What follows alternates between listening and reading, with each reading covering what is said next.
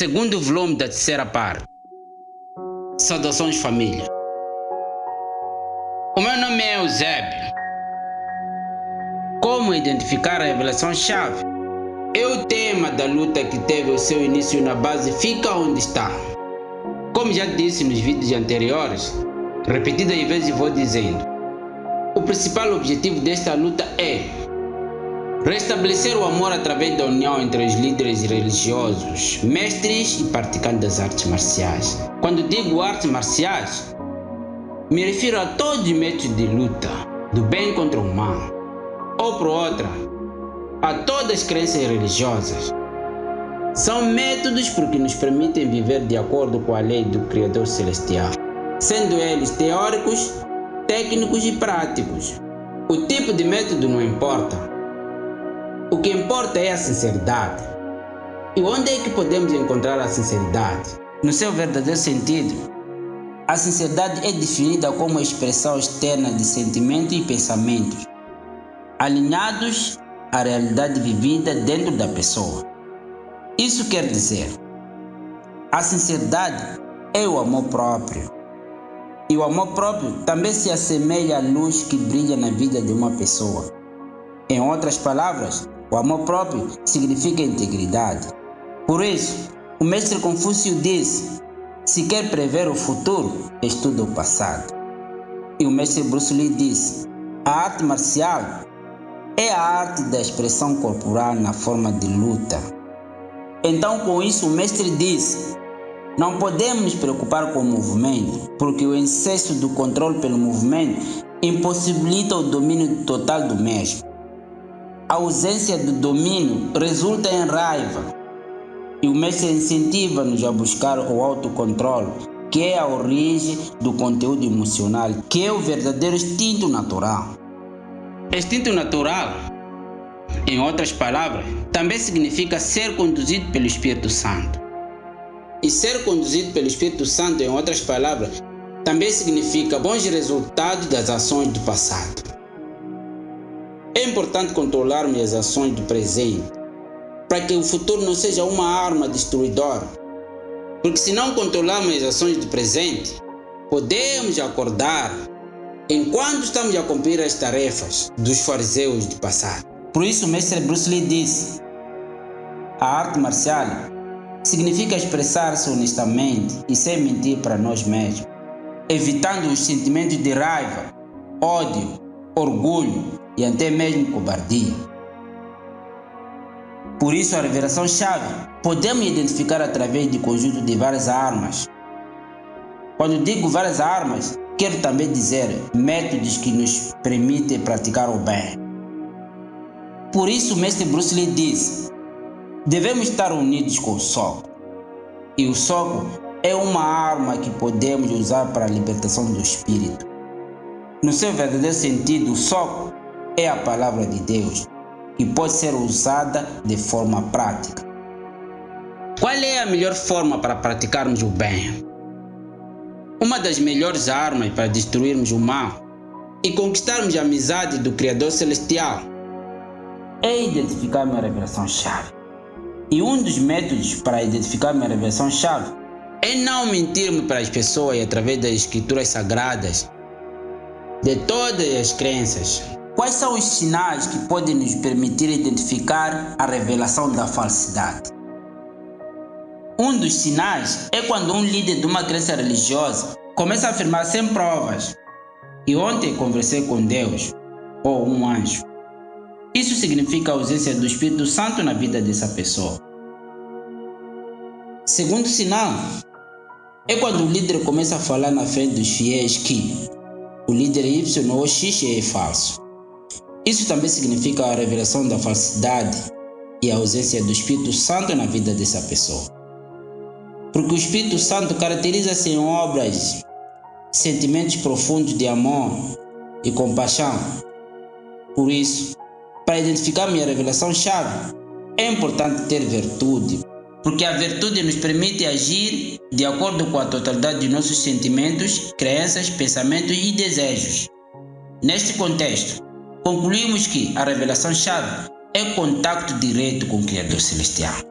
Como identificar a revelação-chave? Para os líderes religiosos identificarem a revelação-chave, é importante que os líderes religiosos sejam sinceros, porque a sinceridade e a honestidade pode fazer com que os líderes religiosos tenham análise de vários assuntos de ponto de vista correto, sem ir a favor ou contra.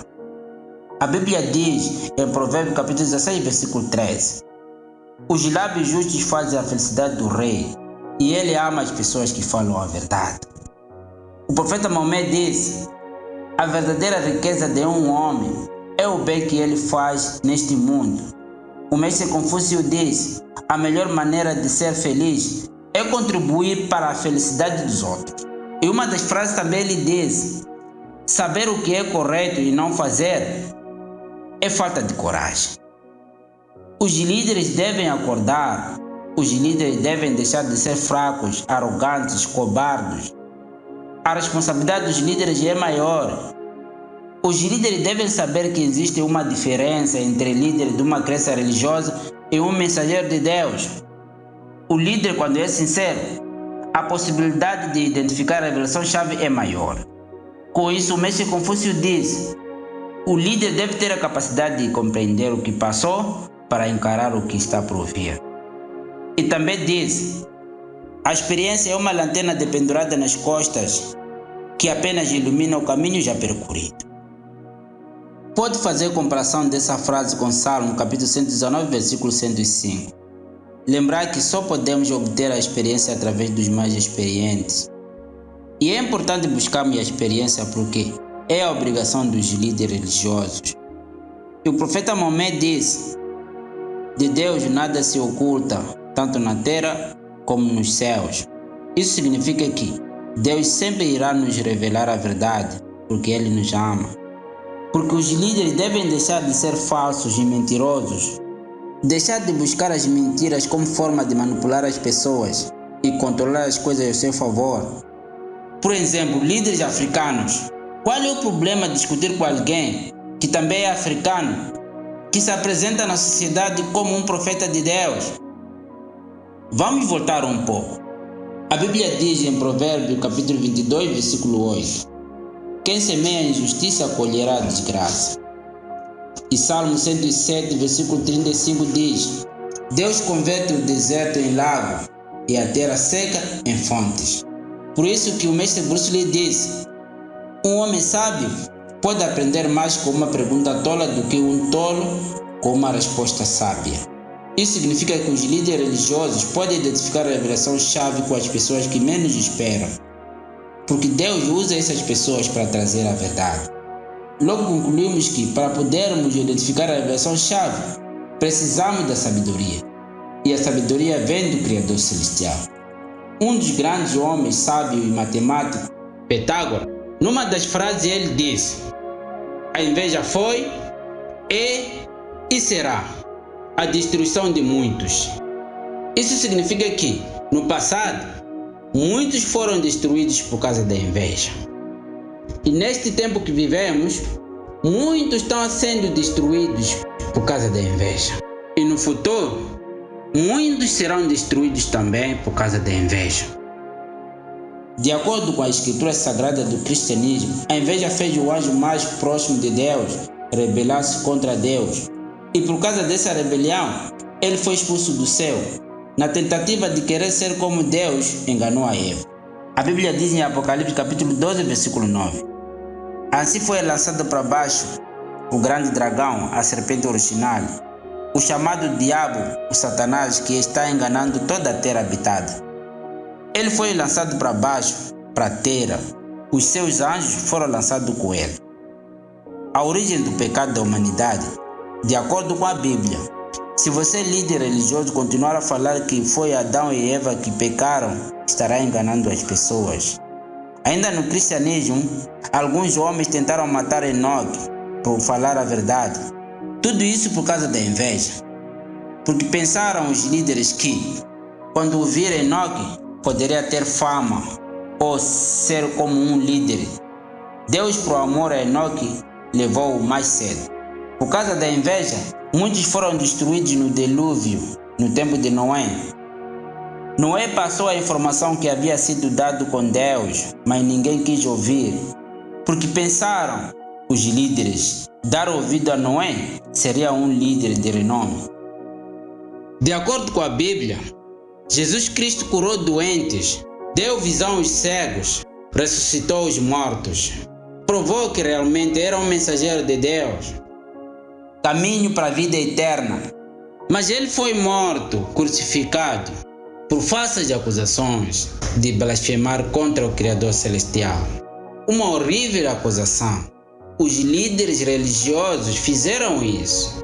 Os líderes políticos realizaram o desejo dos líderes religiosos. Jesus Cristo foi morto por uma divergência teológica com os saduceus e fariseus. Foi a ausência do Espírito Santo na vida dos mesmos. Mahatma Gandhi foi um homem de Deus, especialista em ética política. A ética é a parte da filosofia que estuda os princípios morais que orientam a conduta humana. Os princípios divinos são objeto do estudo da ética. Logo concluímos que a ética é a voz do Criador Celestial no mundo intelectual. A ética é o ramo da filosofia que o Criador Celestial proporcionou à humanidade no mundo intelectual para a fundamentação e teorização dos aspectos morais da vida social e individual.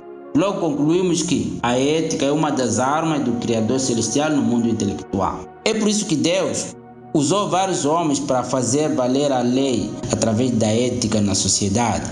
Um deles foi Mahatma Gandhi, que através dos princípios éticos, ele lutou a defender a não-violência. Mahatma Gandhi foi um especialista em ética política, ajudou o alcance da independência na Índia.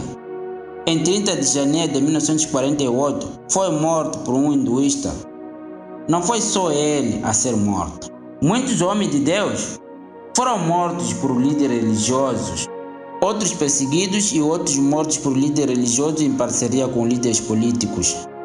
Mas os líderes religiosos são culpados por isso, porque os líderes devem ser unidos, e quando são unidos, a possibilidade de identificar a direção-chave é maior. Quando os líderes religiosos são unidos por uma justa causa, Deus está no meio deles. E onde há Deus, também há luz. E quando há luz, há proteção. Quando há proteção, também podem conseguir identificar a revelação-chave.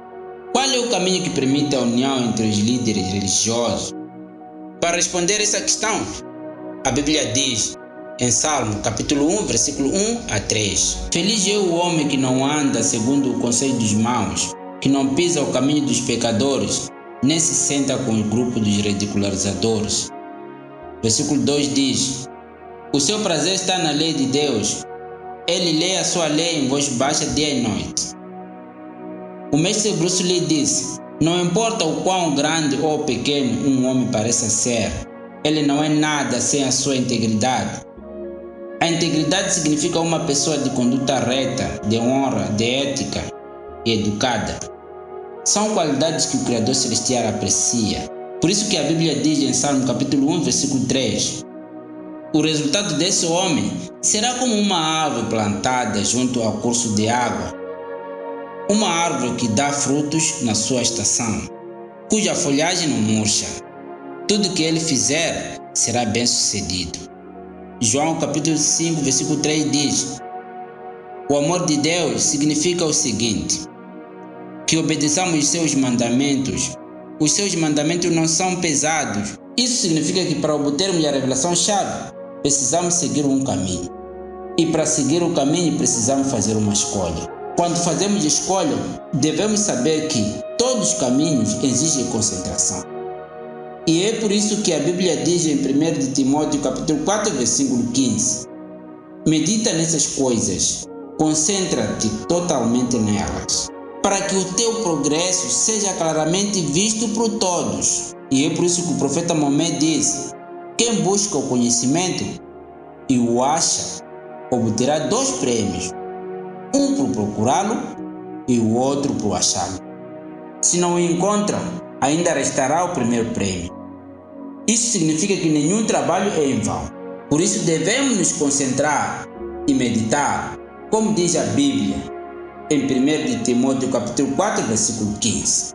A concentração é a capacidade de se manter num único ponto ou assunto, com disciplina e sem desviar. Por isso que o mestre Bruce Lee diz: se você ama a vida, não perca o tempo, pois a vida é feita dele. Isso significa que não existe tempo para nos misturar com pessoas más e tornar a nossa vida ruim, nem tempo para nos misturar com pessoas boas e tornar a nossa vida cheia de amor e bênção numa só vida. Isto é, o tempo é único e cada um deve fazer uma escolha. E é por isso que a Bíblia diz em Salmo capítulo 1, versículo 1: feliz é o homem que não anda segundo o conselho dos maus, que não pisa o caminho dos pecadores, nem se senta com o grupo dos ridicularizadores. Ainda no cristianismo, em 2 de Pedro capítulo 1, versículo 21 diz: a profecia nunca foi produzida pela vontade dos homens, mas os homens falaram da parte de Deus, conforme eram comovidos pelo Espírito Santo. Por isso que os líderes devem ser unidos, porque há um caminho para identificar a revelação-chave.